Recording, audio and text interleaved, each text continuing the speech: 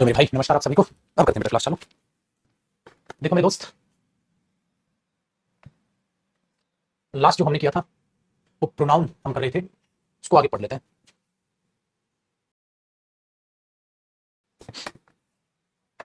आ जाओ आ जाओ।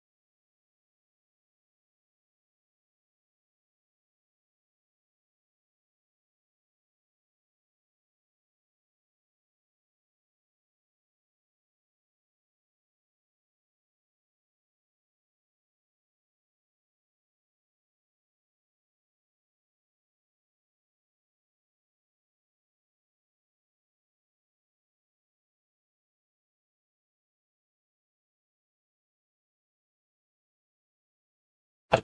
देखो, अरे मेरे बच्चों एक पीडीएफ सेट कर रहे थे बस। आ गए हम वापसी। देखो भाई, आज हमें करना था पॉजेसिव केस। यहां से हमने स्टार्ट करना था भाई पॉजेसिव केस। तो अपनी हेडिंग डाल लीजिए मेरे दोस्त, पॉजेसिव केस। चलो बिन सांस लिए आराम से शांति से पढ़ें। पॉजेसिव केस का मतलब क्या होता है बेटा? वो चीज जो अपने आप में पोजेशन को रिप्रेजेंट करती है, ठीक है, पोजेशन का रिप्रेजेंट करती है। पॉजेसिव केस दो में बटा है बेटा, पॉजेसिव केस दो में बटा है। एक होते हैं पॉजेसिव, ठीक है, डेटर्मिनर्स, और एक होते हैं पॉजेसिव प्रोनाउंस। जैसे बेटा पॉजेसिव डेटर्मिनर्स में माई आया तो प्रोनाउन में माइन आया, इसमें अवर आया तो इसमें अवर्स आया, इसमें योवर आया तो मेरे दोस्त इसमें योवर्स आया, ठीक है, ये आ गया। इसमें हिज आया तो बेटा इसकी स्पेलिंग सेम रहेगी, इसमें एक और हिज नहीं आया क्योंकि हिसिंग साउंड हो जाती नहीं, इसलिए बेटा ये भी माई का माया हमने इसका भी माइन किया। आगे सुनो बेटा, यहां पर देयर आया इसलिए इसका देयर्स हो गया, यहां पर हर आया तो यहां इसका हर्स हो गया। दोनों में क्या फर्क होता है बेटा? इनके बाद पक्का आपको 100% नाउन दिखेगा ही दिखेगा।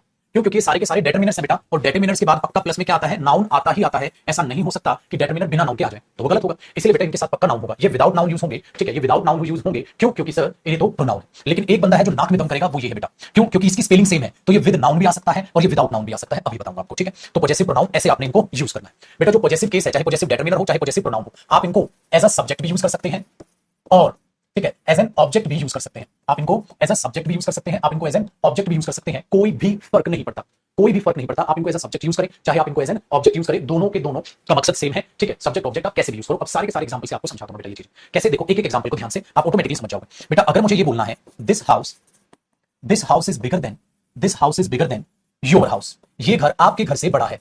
This house is bigger then your house. तो अब आपने दिमाग में क्या बैठा? सर अगर मैं ये बोलूंगा this house is bigger then your house, तो बेटा यहां योर हाउस हाउस रिपीट हो रहा है, हाउस और हाउस रिपीट हो रहा है। ये योर क्या है बेटा? डेटर्मिनर। ये हाउस क्या है? नाउन। तो क्यों ना मैं इनकी जगह रिपीटेशन को रोक दूं और रिपीटेशन को रोक के यहां पर योर्स लिख दूं, है ना बेटा। यू तो नहीं लिख सकता क्योंकि यू लिखूंगा तो प्रोनाउन पर्सनल प्रोनाउन होगा। मुझे यहां पर्सनल प्रोनाउन नहीं चाहिए, मुझे यहां पॉजेसिव प्रोनाउन चाहिए, क्योंकि जो पॉजेशन को भी दिखाए और जो नाउन को भी दिखाए तो वो पॉजेसिव प्रोनाउन होगा। तो मैं यहां पर लिख दूंगा बेटा योर्स और ये सेंटेंस हो जाएगा सही। तो this house is bigger than yours, this house is bigger than yours, तो ये घर आपके घर से बड़ा है। तो आप इसको इस तरीके से, कहानी आसान हुई। तो ये चीज आप यहां पर मेंशन करोगे। तो डेटर्मिनर था, नाउन था, योर हाउस क्यों नहीं लिखा सर? बेटा house house same noun repeat हो जाता, सेम नाउन के रिपीटेशन को अवॉइड कर दिया, अवॉइड कर दिया तो आपने इसको ऐसे लिख दिया। सिंपल से कहानी प्रोनाउन में बन गई। ठीक है मेरे बच्चे, बताइए कहानी समझ आया? यहां तक कोई डाउट? कॉपी करो फिर मैं चेंज कर रहा हूं। क्लास लाइव है ना भाई? एक बार कमेंट करके बताना क्लास लाइव है ना। इधर उधर कोई कमेंट आ रही है? क्लास लाइव है, एक बार कमेंट करके बताना भाई फटाक से।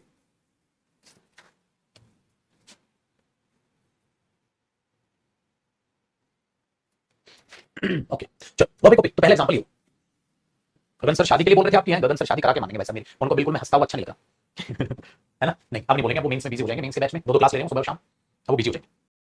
देखो मेरे भाई, अब हमने ये बोला, ठीक है, तो ये पॉजेसिव प्रोनाउन होगा। और इन पे क्या है बेटा? तो अगर मैं आपको ये कहता हूं, अगर मैं आपको ये कहता हूं, हाँ बढ़िया कि बेटा पॉजेसिव प्रोनाउन कैसे भी यूज कर सकते हैं। दूसरा एग्जांपल देखो, मैंने ये लिखा जैसे योर कार इज न्यू, आपकी गाड़ी नई है, योर कार इज न्यू, बिल्कुल सही है। तो बेटा ये सब्जेक्ट है योर कार, भाई योर कार क्या है? सब्जेक्ट है, कार नाउन नहीं है, डेटर्मिनर है। लेकिन मैं इसी एग्जांपल को ऐसे भी तो लिख सकता हूं बेटा, yours is a new car या yours are a new car.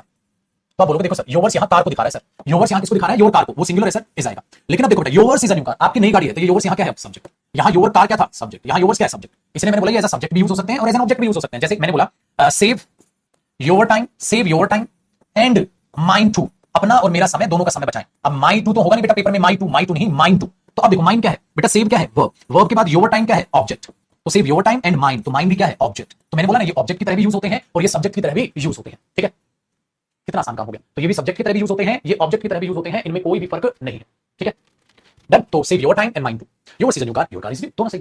पहली। दूसरी बात बेटा, अगर मैं इसमें भी आपको बोलूं ना ये सब्जेक्ट है ऑब्जेक्ट, तो ये सब्जेक्ट है, पता है क्यों? क्योंकि सब्जेक्ट का कंपैरिजन सब्जेक्ट से होगा। तो मैं कह सकता था this house is bigger than yours is, है ना? उस योर्स इज को शॉर्ट में ही मैंने योर्स लिख दिया। तो अगर टेक्निकली देखोगे तो ये योर्स यहाँ सब्जेक्ट है बेटा, क्योंकि यहाँ ये दिस हाउस सब्जेक्ट है और सब्जेक्ट का कंपैरिजन सब्जेक्ट के साथ किया जाएगा, है ना? अगर आप ये भी देखेंगे तो सब्जेक्ट बेटा यहाँ, तो this house is bigger than yours, तो ये इसके बराबर हो गया।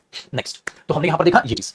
अब आप बोलोगे एरर पेपर में कैसे? इन पर बेस्ड ऐसे एरर आएंगे बेटा। यहां लिख देगा your is a new car, तो your is a new car या yours is a new car, yours is a new car, इस तरीके से इसमें एरर आएंगे। दूसरी बात देखिएगा बेटा, जब आप ये बोल रहे हो this house yours is bigger than yours, अगर योर्स आ रहा है तो मीनिंग के हिसाब से सारे भाई नहीं आ जाएंगे। This house is bigger than mine, this house is bigger than ours, this house is bigger than yours, this house is bigger than theirs, this house is bigger than hers. तो अपना लौंडा भी तो आएगा जो बिन चड्डी घूम रहा है, ये तो चड्डी नहीं पहनता, ना इधर ना इधर मतलब सेम स्पेलिंग है, तो ये तो आ जाएगा बेटा वहां हिज भी। तो आपको यहां पेपर देगा this house is bigger then his. अब आपको कितना अजीब लगेगा, लेकिन बेटा नो एरर है, क्योंकि इसका हिज तो होगा नहीं, तो हिज ही तो होगा। तो लेकिन ये हिज की यहाँ पार्ट्स ऑफ स्पीच क्या है? प्रोनाउन है बेटा ये यहाँ, क्योंकि आपको पता है ये हिज किसको दिखा रहा है बेटा, यहाँ हिज हाउस को दिखा रहा है, क्योंकि बाकियों की तो स्पेलिंग बदलती है लेकिन इसकी स्पेलिंग नहीं बदलती। दूसरी बात मेरे बच्चे, इसलिए अगर मैं ये बोल दूं हिज, हाँ his car has been washed, इसकी गाड़ी धो दी गई है। अब ये हिज क्या है? अब आप बोलोगे सर इस सेंटेंस में ये नाउन से पहले डिटरमिनर है, तो ये डिटरमिनर भी होता है और ये प्रोनाउन भी होता है। आसान हुआ? ये बात आपने ध्यान में रखनी है बेटा। इसीलिए अगर मैंने यहां पर क्या लिखा था, योर कार इज न्यू या yours is a new car, सही है, तो बेटा मैं इसको ऐसे भी लिख सकता हूं, suppose his car is new, उसकी गाड़ी नहीं है, तो ये हिज यहां क्या है? डिटरमिनर। Very good. अगर मैं चाहूं तो और इस एग्जांपल को ऐसे भी तो लिख सकता हूं, his is a new car, his is a new car, लेकिन फर्क क्या पड़ा? फर्क ये पड़ा सर अब ये हिज प्रोनाउन है जो सब्जेक्ट का काम कर रहा है। His is a new car, ये एग्जाम में आता है बेटा फिल इन द ब्लैंक्स में, ठीक है? Her is a new car, there is a new car, तो आंसर क्या था? His is a new car. बहुत इंटरेस्टिंग बनता है, हिज आपको कंफ्यूज करेगा लेकिन आपको कंफ्यूज होना नहीं है। तो इस तरीके से बेटा पेपर में आपके ये क्वेश्चन पूछे जाएंगे। तो एक एरर लिखो जो पेपर में पूछा गया था, आप उसको आंसर करने की कोशिश कीजिएगा बेटा। मैंने लिख दिया ही she has lost she has lost she has lost your books as well as, ठीक है, as well as his। तो सोचो बेटा क्या पेपर में एरर था? नहीं बेटा ये नो एरर था। क्यों? she has lost उसने घुमा दी है your books, आपकी किताबें और उसकी किताबें, तो ये हिज किसको दिखा रहा है बेटा? हिज बुक्स को। उसने आपकी और उसकी किताबें घुमा दी, तो किताबें किताबें रिपीट ना हो तो हिज बुक को शॉर्ट में क्या लिखोगे? हिज ही लिखोगे, हिज तो नहीं लिखोगे बेटा। ये चीज आपने ध्यान रखनी है ना? इंटरेस्टिंग।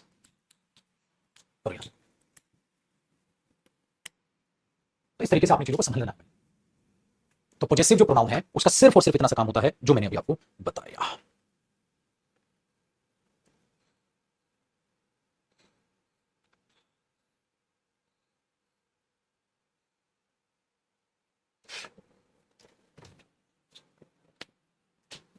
शी के लिए हर्ष हो जाएगा बेटा, यहां उसकी किताबें घुमा दी तो हर्ष।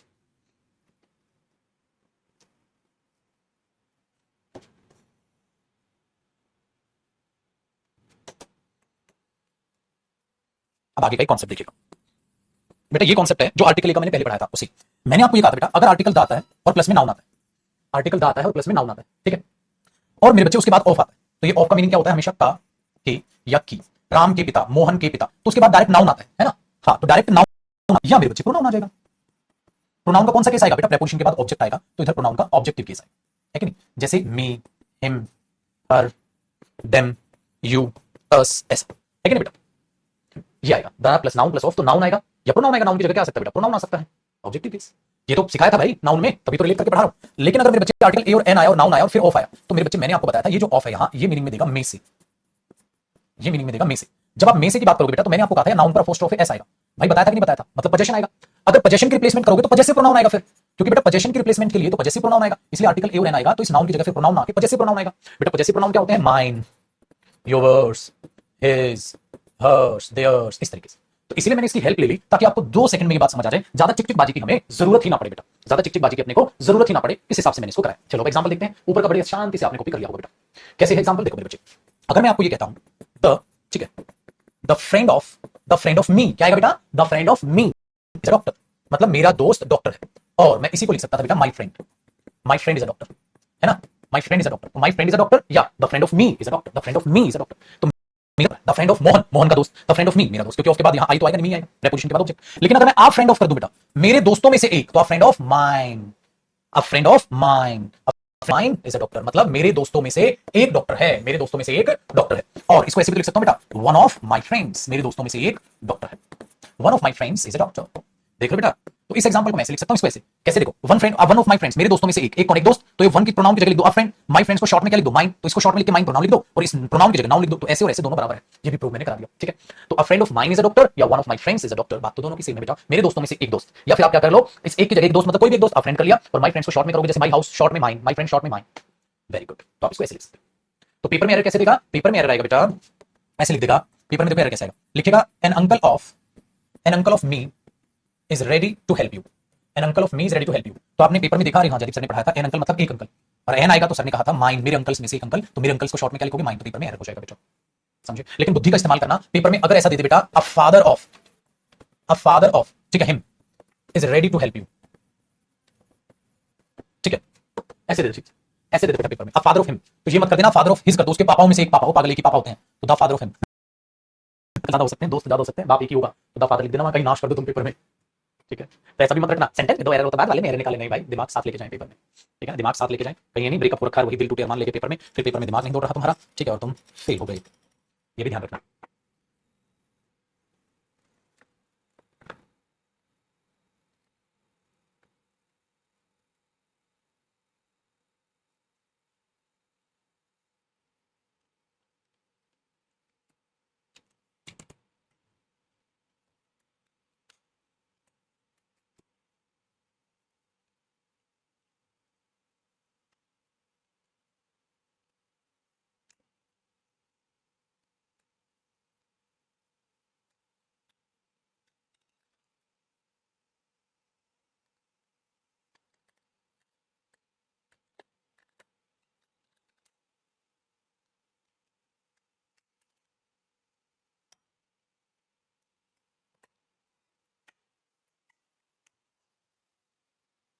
ठीक है मेरे भाई,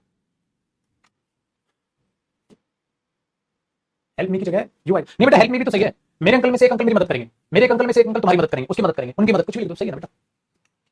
N uncle of mine is ready to help me, an uncle of mine is ready to help him, an uncle of mine is ready to help you, an uncle of mine is ready to help them, कुछ भी लिखो ना बेटा, क्या फर्क पड़ेगा, उसी हिसाब से नहीं बदल जाएगा। ठीक है मेरे बच्चे,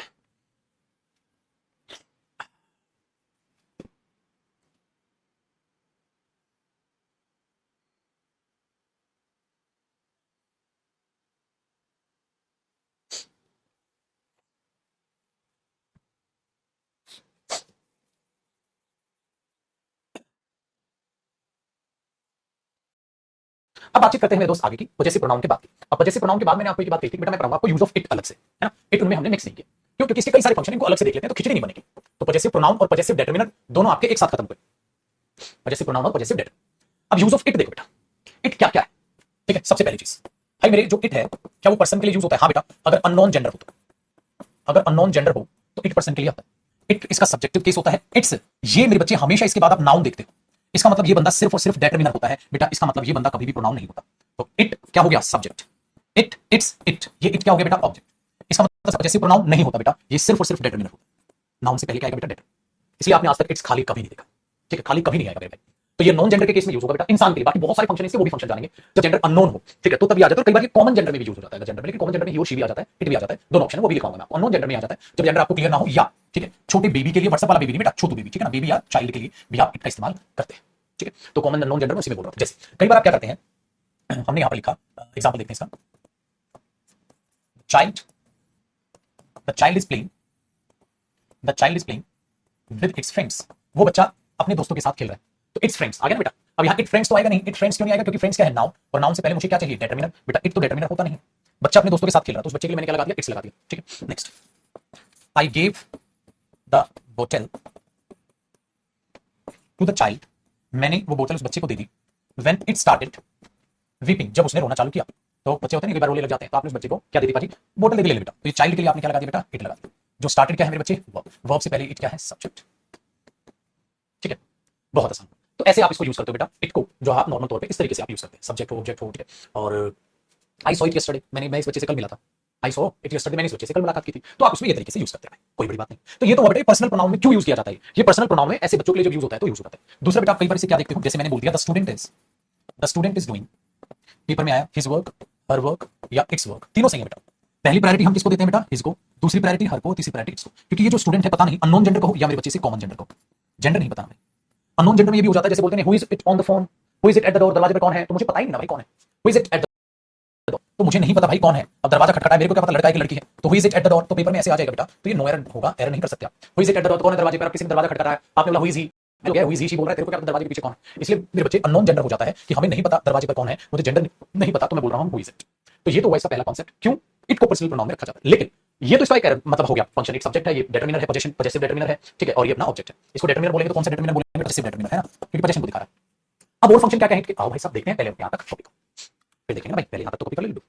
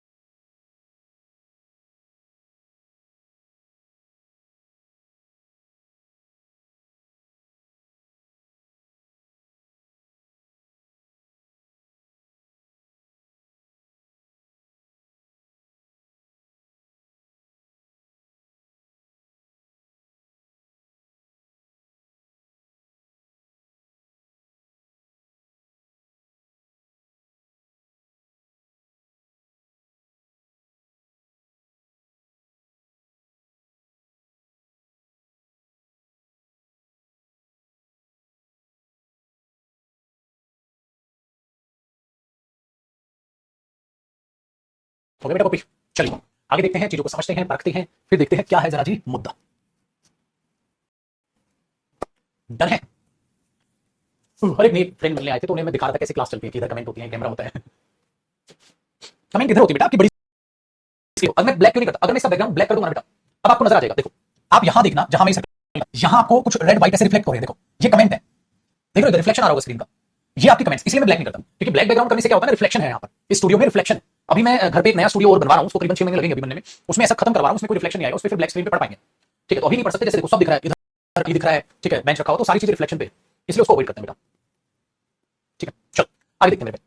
तो अभी ये चीज भी हमारे पास बहुत ही आसान सा काम कि इस तरीके से इट जो है वो अननोन जेंडर के लिए हम उसको यूज कर रहे हैं। अब नेक्स्ट पार्ट देखते हैं, इट और क्या क्या आता है बेटा, कुछ भी जैसे अगर आप इट यूज कर रहे हैं तो आप टाइम बताने में इट का यूज कर रहे हैं, आप डे बताने में इट का यूज कर लेते हैं, आप कलेक्टिव नाउन के लिए इट का यूज कर लेते हैं।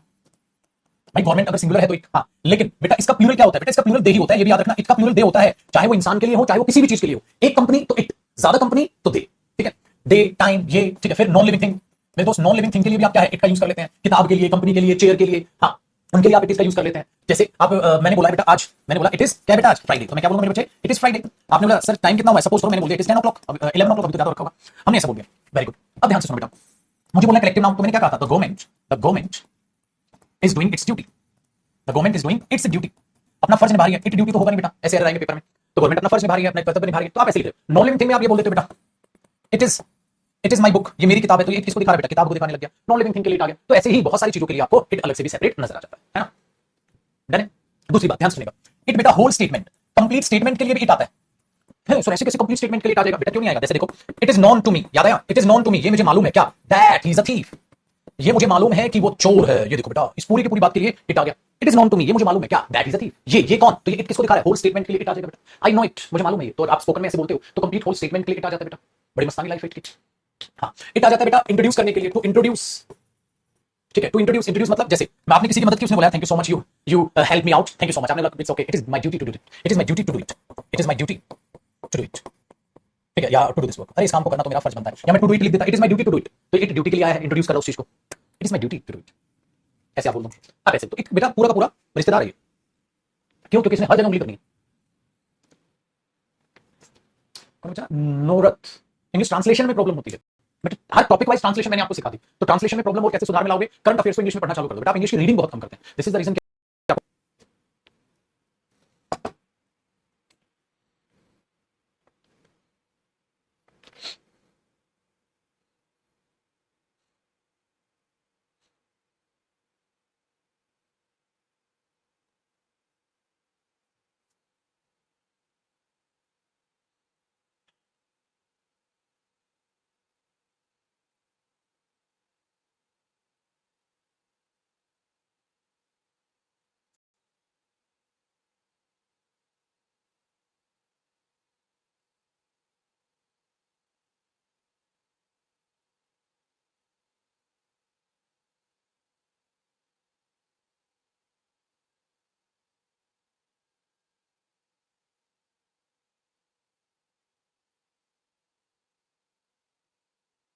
ओके पाजी, तो ये इट के बेटा नॉर्मल फंक्शन हो गए।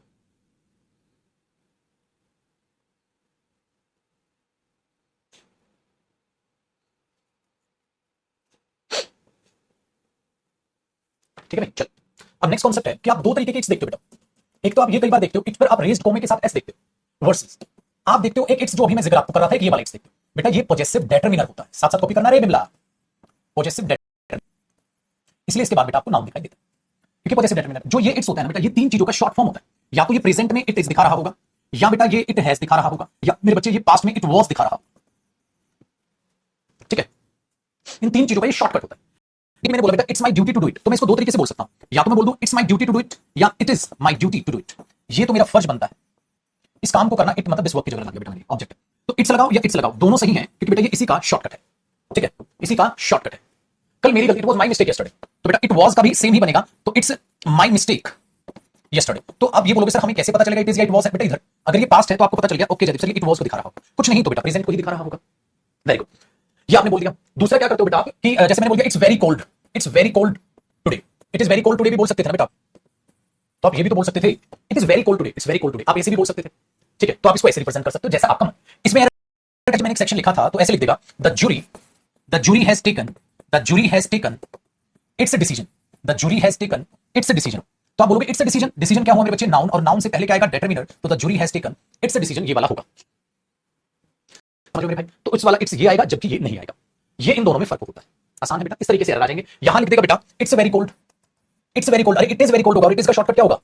इट इज का शॉर्टकट क्या होगा? फर्स्ट कॉपी भी बोल देते हैं आजकल मॉडर्न तरीके से, आप इस पे लगा के लगाएंगे तो ये गलत हो गया बेटा, तो ये होगा, यही होगा। तो एरर ऐसे आना, इस पर भी एरर आता है, बट मैं नहीं चाहता दुनिया इधर से उधर हो जाए, तुम लोग एकदम परफेक्ट हो। अगर मैं बोल दूं बेटा the companies are ready to invest their money, suppose मैंने बोल दिया the companies are ready to invest it's या देयर मनी, कंपनी तैयार है उनका पैसा इन्वेस्ट करने के लिए। बेटा कंपनीज अपने आप में क्या है मेरे बच्चे? प्लूरल है, और मैंने कहा बेटा इट्स का प्लूरल देयर होता है। इस पर भी बहुत अच्छे खासे पेपर में एरर है भाई मेरे बच्चे, दुनिया साला इधर से उधर हो जाए, एक क्वेश्चन पेपर में ऐसा नहीं होगा जो आपको ना कराया, तो सिलेक्शन ले लेना बेटा, सिलेक्शन ले लेना। और सिलेक्शन में एक ही चीज, आज मेंस का भी बैच है, मैं उसी में लगा पड़ा हूं, इसलिए आज की क्लास भी 10 मिनट लेट होगी ना आपकी। अभी मेंस का असाइनमेंट तैयार करा, आज की 2 बजे की क्लास जरूर से जरूर ले लीजिएगा। आज 2 बजे पहली क्लास है मेंस की, और उसमें मैं आज आपको सीजीएल के जो 2022 का मेंस हुआ, 2021 का मेंस हुआ, उनके क्वेश्चंस दिखाऊंगा आपको, किस लेवल पे मेंस आने लग रहा है और किस लेवल पे आपको बहुत अच्छी खासी तैयारी करनी चाहिए, तो उस पर हम चर्चा करेंगे। ठीक है, और क्वेश्चंस करेंगे, मतलब आज से ही पढ़ाई चालू हो जाएगी, तो आपके अच्छा लगेगा। फिर मेरे बच्चे जो आपके कॉमन क्वेश्चंस हैं सबके कि जयदीप सर ये भी तो प्री अप टू मेंस है, बिल्कुल मेरे बच्चे ये बैच भी प्री अप टू मेंस है, उसमें मैं प्रैक्टिस कराऊंगा, और मैंने हमेशा प्रैक्टिस बैच ही मान के उसको चलना कि प्रैक्टिस बैच हो चाहे मेंस का बैच हो। ठीक है, जितनी ज्यादा प्रैक्टिस करोगे बेटा उतना ही कम है, जितनी ज्यादा प्रैक्टिस करोगे उतना ही कम है। तो वो सीजीएल मेंस आप ये रखिएगा कि प्रैक्टिस बैच ही का एक रूप है, उसमें प्रैक्टिस करानी, मैंने टाइम पास नहीं कराना पढ़ा के। अरे कॉन्सेप्ट तो यहाँ पढ़ चुके हो आप लोग, अब तो बस मां सरस्वती का नाम लेके जितनी ज्यादा प्रैक्टिस करोगे उतना सिलेक्शन ले लोगे। 2 महीने में पढ़ा के थोड़ा सिलेबस कराऊंगा, टाइम पास होता टोटली, इसको ध्यान रखोगे। ठीक है भाई, और कोई ऐसा बच्चा होता भी नहीं जो मेंस में मेंस का सिलेबस करने आता है, तो वो पागलपन है, वो पागलपन है। तो बेटा इट का यूज, अब इट का एक लास्ट फंक्शन मुझे कराना है, फिर यूज ऑफ इट हो जाएगा। वो क्या है मेरे बच्चे? वो है इट का, जब आप ऐसे कह सकते हो इट का यूज होता है मेरे बच्चे to introduce the main subject, to introduce the main subject. ये मेन सब्जेक्ट को इंट्रोड्यूस करता है, बोलते नहीं है देखो देखो वो आ गया, ये है वो इंसान जो मेरी मदद करता है। एक बात बताओ बाजी, ये मैं उस इंसान को रिप्रेजेंट कर रहा हूं, तो यहां पर जो ये इट है, इसलिए इसको अगर ये to introduce the main subject, अगर ये मेन सब्जेक्ट को इंट्रोड्यूस करता है तो खुद में ये क्या हो गया? Dummy subject. तो खुद में ये क्या हो गया? Dummy subject. बेटा जो मेन, जो रियल ना हो, रियल सब्जेक्ट को हो या मेन सब्जेक्ट को हो, रियल सब्जेक्ट को हो या मेन सब्जेक्ट को, जो खुद में किसी मेन या रियल सब्जेक्ट को इंट्रोड्यूस करेगा तो वो अपने आप में क्या कहलाएगा? Dummy subject. इसलिए इट को यूज करके बोल देते हैं हम कि वो डमी सब्जेक्ट का काम करता है, वो डमी सब्जेक्ट का काम करता है। इसके लिए हम ये भी बोल के चल लेते हैं बेटा। कैसे? देखो मेरे दोस्त, अब इसमें वो कैसे यूज होगा बेटा, जब भी आप इट को लगाएंगे, हाँ तो ये डमी सब्जेक्ट होगा बेचारा, हाँ ये डमी सब्जेक्ट होगा, इसका कोई काम नहीं होगा, बस ये फोकस बढ़ाएगा उस पर, डमी सब्जेक्ट होगा बेटा। इस डमी सब्जेक्ट के साथ इट जो होता है, डमी सब्जेक्ट, वो ऑब्वियसली बात है क्या होगा? सिंगुलर होगा। तो उसके बाद आने वाली वर्ब भी अपने आप में कैसी वर्ब होगी? सिंगुलर वर्ब होगी। इसलिए बेटा प्रेजेंट होगा तो इज, और पास्ट होगा तो वाज होगी, प्रेजेंट होगा तो इज, पास्ट होगा तो वाज होगी। हाँ, प्लस फिर यहां पर आएगा मेरे बच्चे रियल सब्जेक्ट, रियल या आप क्या कहोगे? Main subject. यहां पर रियल या मेन सब्जेक्ट आएगा। फिर आगे चल के जो भी वर्ब आएगी, ऑब्वियसली बात है ये जो वर्ब होगी ये क्या होगी? According to the main subject. Main subject या रियल सब्जेक्ट है ना बेटा, उसी के हिसाब से होगी बस। हाँ, अगर ये रियल या मेन सब्जेक्ट अपने आप में सिंगुलर या प्लूरल जैसा भी होगा, उसी के हिसाब से ये वर्ब अपने आप में रिएक्ट करेगी, सिंगुलर होगी या प्लूरल होगी मेरे बच्चे।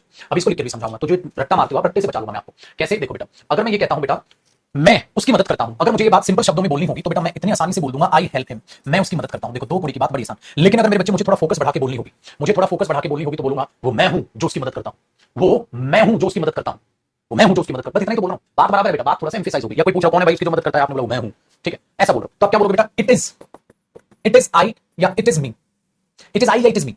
तो आप क्या बोलोगे? अब ध्यान से सुनो बेटा, एक बात बताओ, अगर मैं ये बोल रहा हूं बेटा ए बराबर है बी के, हाँ अगर ए किलोग्राम में है और बी ग्राम में है, क्या दोनों बराबर हो सकते हैं? नहीं हो सकते। इसका मतलब ए बराबर बी के तब होगा जब इनकी यूनिट भी सेम होगी, टेक्निकल बात है। तो बेटा अगर मैं कह रहा हूं वो मैं हूं, जैसे आप रीजनिंग में पढ़ते हैं ए इज बी, बोलते हो ना बेटा ए इज बी, हाँ तो अगर ए सब्जेक्ट है तो बी भी तो सब्जेक्ट यूनिट क्या होनी चाहिए, इक्वल होनी चाहिए। ए इज बी है तभी ए बराबर बी के कहलाएगा, और ए बराबर बी होगा तब जब दोनों की यूनिट सेम होगी। तो एक बात बताओ बेटा, अगर ये डमी सब्जेक्ट अपने मालिक मेन सब्जेक्ट को दिखाएगा, तो बेटा अगर यहाँ पर ये डमी सब्जेक्ट है तो इसका मालिक भी तो उधर सब्जेक्ट भी तो होगा। अगर सब्जेक्ट होगा बेटा तो इधर मतलब यहाँ मी ना आके आएगा बेटा आई, इट इज आई। लेकिन हम स्पोकन में क्या बोलते हैं, इट्स मी, तो गलत बोलते हैं। आज के बाद मत बोलिएगा, पढ़े लिखे इंसान बन जाइएगा, ठीक है बेटा। तो आप क्या करोगे, it is I who help him, वो मैं हूं जो उसकी मदद वो मैं हूं जो उसकी मदद करता है, ठीक है। फिर दूसरा सवाल पैदा हुआ, सर इट इज आई या it am I, it is I या सर इट एम आई। देख मेरे बच्चे, अगर मैं आपको एक बात बताऊं, जैसे सपोज करिएगा अगर एक ओपनिंग करना रहा बेटा, मैं कहूं ए इज बी और बी इज ए, दोनों में फर्क क्या है बेटा, ये हुआ कि ऊपर वाले का निष्कर्ष आया ए बराबर है बी के, हाँ, और नीचे वाले का निष्कर्ष आया बी बराबर है ए के। तो मैथ्स तो कहता है दोनों ही सेम है, लेकिन लैंग्वेज में फर्क है क्या, यहाँ बेटा ए सब्जेक्ट है, हाँ, तो ये इज ए के लिए आया, यहाँ बी सब्जेक्ट है, हाँ, तो ये इज बी के लिए आया। This is the difference. इसलिए बेटा अगर मैं लिखूंगा इट इज आई, हाँ, और अगर मैं उल्टा करूंगा बोलूंगा आई एम इट। सपोज मेरा नाम इट है, मेरा नाम जयदीप है, तो मैं बोलूंगा बेटा आई एम जयदीप। मेरा नाम इट होगा तो मैं बोलूंगा I am it. Very good. लेकिन मैं उल्टा करूंगा ना तो मैं ये नहीं बोल सकता Jaideep is I, Jaideep am I, क्योंकि वो आई नेम आता है, लेकिन ये तो इट के लिए है। तो अगर इसमें तो इट का है क्योंकि आगे इट लिखा है, इट बराबर आई के, मैं ये नहीं कह रहा आई बराबर इट के, तो बेटा एम नहीं आएगा। इसलिए मैंने कहा मेरे बच्चे कि डमी सब्जेक्ट होगा वो इसी के अकॉर्डिंग आएगी, या तो इज होगी प्रेजेंट में पास्ट दिखाना होगा तो वो सही हो जाएगा। यहां पर आ नहीं सकता है, ना यहां आ सकता है, ना यहां एम आ सकता है। अगली वर्ब उसके हिसाब से आएगी। अब जैसे वो हूं मैं जो मदद करता है उसकी, तो मदद कौन करता है, मैं करता हूं तो हेल्प है। अगर पेपर में यहां हेल्प दे देगा तो आप काट दोगे, क्यों, क्योंकि सर इसके साथ तो नहीं हेल्प आता है। तो बेटा इसके हिसाब से तो अगली वर्ब आएगी, हाँ, लेकिन ये वर्ब पे अधिकार तो इसका होगा ना बेटा। इसीलिए पूरा कॉन्सेप्ट अब आपको जो है दिमाग में बैठ गया होगा। पूरा आपको क्या सिखाया मैंने, इट इज या इट वाज तो फिक्स है बेटा। क्यों फिक्स है वो रीजन बताया, सब्जेक्ट बराबर सब्जेक्ट ही होगा, ये मेन मालिक को दिखाएगा, वो भी सब्जेक्ट केस होगा, और अगली वर्ब उसके अकॉर्डिंग होगी। तो चलो क्यों ना एक सेंटेंस में लिख रहा हूं और उसको ठीक करिएगा, मैं गलत लिखा हूं उसको, इट आर अस, हां, who is ready to go there. ये पूरा सेंटेंस का मैंने सत्यानाश कर दिया। ये सेंटेंस है बेटा गलत, ये सेंटेंस है गलत। इसको करेक्ट करके लिखिए, आप क्या लिखोगे, इसको करेक्ट करके लिखिए, आप क्या लिखोगे बेटा, इसको करेक्ट करके लिखिए, आप क्या लिखोगे। ये पूरा सेंटेंस मैंने गलत लिख दिया इधर। हे भगवान,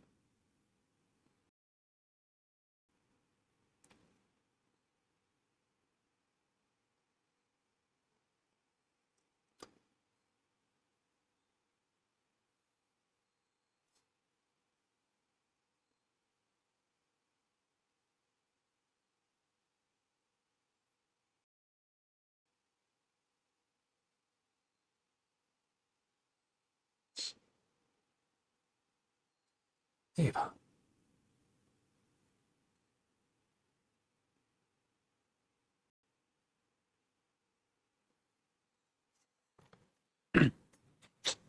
देखो बेटा, सबसे पहले मैं इट लगाऊंगा, और यहां सब्जेक्ट क्या है इससे कोई फर्क नहीं पड़ता बेटा, इसके साथ इज आएगा।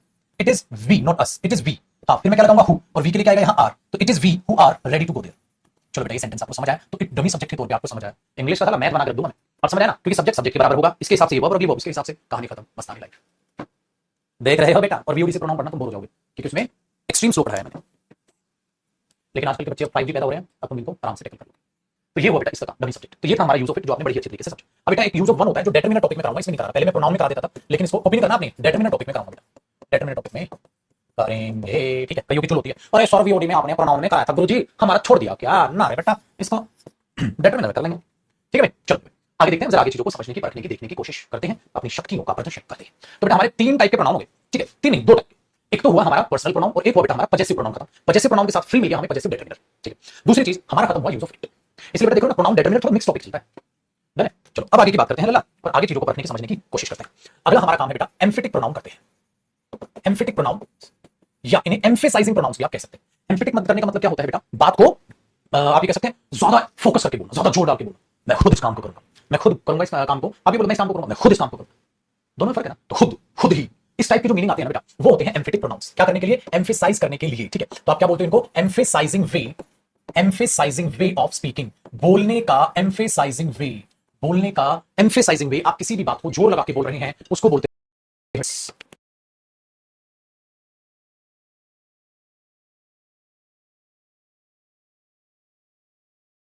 एक सेकंड रुको, ये शेयर साइड कहां गया।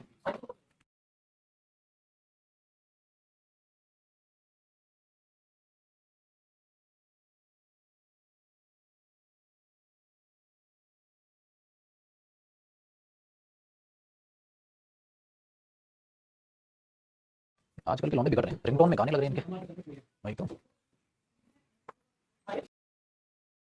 फोन क्यों कर रहा है, थोड़ी सी और तेज बोल दे, आ जाएगा। अरे अजय, अरे बेटा देखिए साइड को एक बार बाहर से लग लेंगे। चलो जी शेर जवाना। अच्छा माइक ऑन हो गया। हाँ बच्चे बिगड़ रहे हैं आजकल, रिंगटोन में लग रहे हैं गाने। सुनाई देती है जिसकी धड़कन, तुम्हारा दिल है हमारा दिल है। नौकरी जिसके लिए जाएगी ना उसके साथ चली जाएगी वो, सुनाई देगी तेरी धड़कन। देखो ध्यान से देखना। अब बेटा एम्फेटिक, एम्फेटिक प्रोनाउन का मतलब होगा जिसको एम्फेसाइज करके बोलोगे। ये कौन कौन से प्रोनाउन होते हैं? ये प्रोनाउन होते हैं बेटा जो सेल्फ वाले प्रोनाउन होते हैं। कैसे? चलो पहले के पहले कॉन्सेप्ट में यही देख लेते हैं एम्फेटिक प्रोनाउन क्या क्या होते हैं। कौन कौन से होते हैं?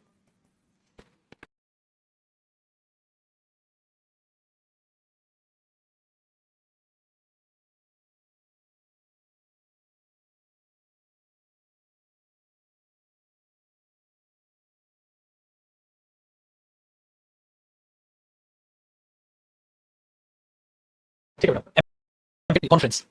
तो एम्फेटिक प्रोनाउन क्या होता है बेटा? सेल्फ वाले। मेरे बच्चे जब आप सेल्फ लगाते हैं, ठीक है, तो वो आप सिंगुलर पे लगाते हैं। जैसे आपने बोला बेटा हिमसेल्फ, आपने बोला माई सेल्फ, पर सेल्फ, आपने बोला इट सेल्फ। ठीक है, एक योर सेल्फ है जो गद्दारी कर रहा है। क्यों? क्योंकि बेटा ये सिंगुलर में भी होगा और ये प्लूरल में भी होगा, है कि नहीं भाई? ये सेल्फ भी होगा। जब सेल्फ होगा तो बेटा आएगा प्लूरल में। जैसे आवर सेल्फ, जैसे देम सेल्फ, जैसे योर सेल्फ। तो आप किस पे स्टार लगा लोगे बेटा? आप किस पे स्टार लगा लोगे? ठीक है, दोनों में होगा। ठीक है, डन है, वेरी गुड। तो ये तो पहले मैंने इनकी फॉर्मेटिंग बता दी, क्योंकि एरर आते तो इसी पे आते हैं। एरर आते तो इसी पे आते हैं बेटा। क्या ऐसे कर देगा हिमसेल्फ्स? अरे हिमसेल्फ्स क्यों हो जाएगा भाई? ऐसे कर देगा बेटा हिमसेल्फ्स, गलत। ऐसे कर देगा अवरसेल्फ, अरे अवरसेल्फ नहीं होगा, अवरसेल्फ बेटा आधी एरर तो यही बनेंगे। ऐसे कर देगा देमसेल्फ, अरे देमसेल्फ नहीं होगा, देमसेल्फ्स होगा। तो ये चीज यहां पर करते हैं। तो इन चीजों को आपको यहां पर थोड़ा सा ध्यान रखना है। आगे की बात बेटा, दूसरा इनकी जो पोजीशन होती है, इनकी पोजीशन या तो क्या होंगी बेटा, जैसे ये सब्जेक्ट हुआ और सब्जेक्ट के तुरंत बाद, जस्ट आफ्टर, या फिर और पूरी स्टेटमेंट हुई, या ऐसे लिख देते हैं पूरी स्टेटमेंट आ गई, सारी कहानी आपने लिख दी, प्लस फिर यहां एट दैट। तो इनकी पोजीशन दो जगह आपको मिलती है। ठीक है, कैसे? आ जाओ बेटा एग्जांपल देखते हैं फटाफट। जैसे मैंने आपको बोला बेटा I shall do this work, मैं इस काम को करूंगा। तो ये है मेरे बच्चे सिंपल वे कहने का, भाई मैं इस काम को करूंगा, नॉर्मल वे, सिंपल वे, साधारण तरीका। अब आपने एम्फेसाइज करना था, आपने इसको एम्फेसाइज करना था, तो आपने पता क्या बोल दिया? I myself shall do this work, मैं खुद इस काम को करूंगा। तो बेटा आपने इस बात को क्या कर दिया? एम्फेसाइज कर। या आप क्या बोल दो? I shall do this work myself, मैं इस काम को खुद करूं। तो बेटा ज्यादा एम्फेसाइज ये सब्जेक्ट की तुरंत बात करेगा, या आप उसको एट द एंड लिख दो। पेपर में मेरे बच्चे दोनों ही नहीं, तीनों ही सही। तो ये दोनों क्या हो गए बेटा? ये दोनों हो गए बात को एम्फेसाइज कर रहे हैं, इसलिए ये हो गया एम्फेसाइजिंग में, जोर लगा के बोलना। तो इनका काम क्या है बेटा? इनका काम क्या है? बात को थोड़ा सा जोर लगा के बोलना और कुछ नहीं। आप बोलोगे सर इन पर बेस एरर कैसे? बेटा एरर यही आना, इस पर बेस कोई एरर नहीं बनेगा। ठीक है, ऐसे दे देगा आई शैल माई सेल्फ डू, मतलब इसकी पोजीशन में गलती दे देगा। ऐसे दे देगा बेटा I shall myself do, I shall myself do this work. तो आप बोलोगे अरे रे रे रे पोजीशन गलत कर दी रे, यहां नहीं, या तो यहां या यहां। तो इस पर सिर्फ दो तरीके से एरर बनते बेटा, एक ये या एक ये, और कुछ। इन्हीं का सेम चेहरा, सेम मुखोटा पहन के पैदा होते हैं रिफ्लेक्सिव प्रोनाउन। दोनों में क्या डिफरेंस हो? रिफ्लेक्सिव प्रोनाउन पढ़ाऊंगा ना तब पता चलेगा। आप पहले इसको कॉपी करें।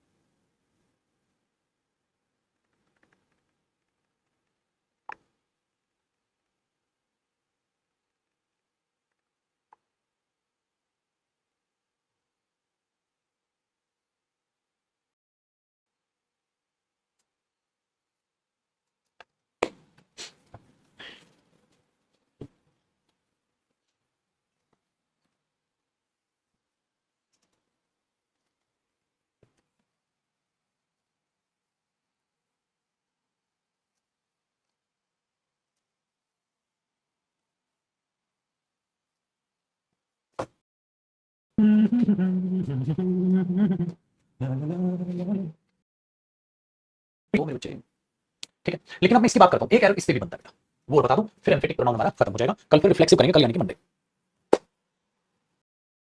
सुनो ना सुनो ना सुनो ना,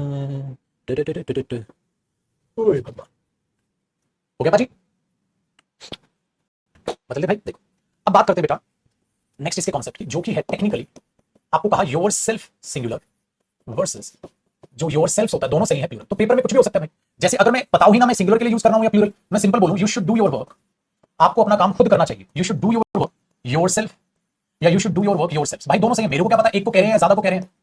भाई दोनों सही है, एक को कह रहा हूं तो मैं योर सेल्फ बोलूंगा, और आप सबको कह रहा हूं तो बेटा योर सेल्फ बोलूंगा। अब पेपर में भगवान तो नहीं है, हमें पता चले कि कौन है क्या कह रहा है, हमें तो नहीं पता चलेगा पेपर में, तो दोनों सही। लेकिन बेटा कई बार ठीक है पेपर में धोखा देता है।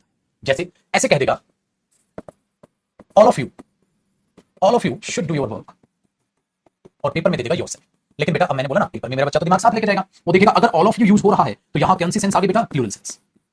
यू विल सेंस आ गई तो योर सेल्फ गलत, योर सेल्फ आएगा। दूसरा मेरे बच्चे, अगर पेपर में आ जाए he said to the girl, उसने उस लड़की को कहा comma inverted commas, you should do your work yourself, तुम्हें तुम्हारा काम खुद से करना चाहिए। उसने उस लड़की को कहा, भाई नरेशन का क्वेश्चन दिया बट आप ठहरे जयदीप सर के स्टूडेंट, आपने बोला इसकी, तो उसने उस लड़की को कहा, इसका मतलब मेरे बच्चे ये हुआ सिंगुलर सेंस। भाई ऑब्वियसली बात है, उस लड़की ने उस लड़की को कहा कि आपको अपना काम, इसका मतलब ये यू किसके लिए आया, लड़की के लिए सिंगुलर सेंस। अगर सिंगुलर सेंस आया है तो इसका मतलब ये हुआ मेरे बच्चे योर सेल्फ गलत हुआ, योर सेल्फ यहां पर कॉपी करो बेटा। खत्म हुआ आपका एम्फेटिक प्रोनाउन कैसे पूछा जाएगा, आपको ये चीज समझ आए। कल फिर जब मैं आपको पढ़ाऊंगा तो मैं कल का मतलब मंडे का शेड्यूल लिखता हूं, आपका कॉपी नहीं करना आपको। एक मुझे करना है रिफ्लेक्सिव प्रोनाउन आपको कराऊंगा, फिर मैं आपको कराऊंगा पोजीशंस ऑफ पर्सनल प्रोनाउंस, ठीक है, पोजीशंस ऑफ पर्सनल प्रोनाउन, और फिर इसके बाद कराऊंगा कंबाइंड पोजीशन कैसे शो करते हैं, ये कराऊंगा। फिर मैं आपको कराऊंगा रेसिप्रोकल प्रोनाउन। ये मंडे का शेड्यूल है आपका, आपको कॉपी नहीं करना बेटा, ठीक है भाई, आपको नहीं करना है कॉपी। तो ये चीजें हम डेवलप करेंगे भाई, ठीक है, ओके बंधु, डन। तो ये थी बेटा आज की कहानी। खुश रहिए, आबाद रहिए, मस्त रहिए, माँ बाप की रिस्पेक्ट कीजिए, और 2 बजे यूट्यूब पर मुलाकात कीजिए। 2 बजे मिलते हैं बेटा यूट्यूब पर, प्रैक्टिस कर लेंगे, जो उतना पढ़ो उतना ही अच्छा है, ठीक है। और यूट्यूब पर भी मैं यूं ही प्रैक्टिस कराता रहूंगा आपको। अगर किसी बच्चे के पास मेंस का बैच लेने के लिए या एक्स्ट्रा प्रैक्टिस बैच बोलो ऐसा नहीं है, तो यूट्यूब पर कुछ प्रैक्टिस कराता हूँ, कोई टेंशन वाली बात नहीं है बेटा, ठीक है। जरूरी है मन लगा के पढ़ना, आप पढ़ो, मोर देन सफिशिएंट आपको प्रैक्टिस करा के दे रहा हूं मैं, मोर देन सफिशिएंट आपको असाइनमेंट दे रहा हूं, खत्म कर लो इसे, बिल्कुल जरूरत नहीं, ठीक है ना बेटा। बस ये ध्यान रखना, मेहनत से सिलेक्शन, मेरे साथ मिलकर मेहनत कर लो या खुद से मेहनत कर लो, बस मेहनत कर लो। सच्चाई तो ये ना, मेहनत से होगा, प्रैक्टिस से होगा, तो प्रैक्टिस खुद कर लो, मेरे साथ कर लो, कोई फर्क नहीं पड़ता, प्रैक्टिस करो, वो क्या याद कर लो, मेरे साथ मिलकर कर लो, खुद कर लो, याद करो, ठीक है। चलो बेटा, bye bye, take care, love you, thank you, bye.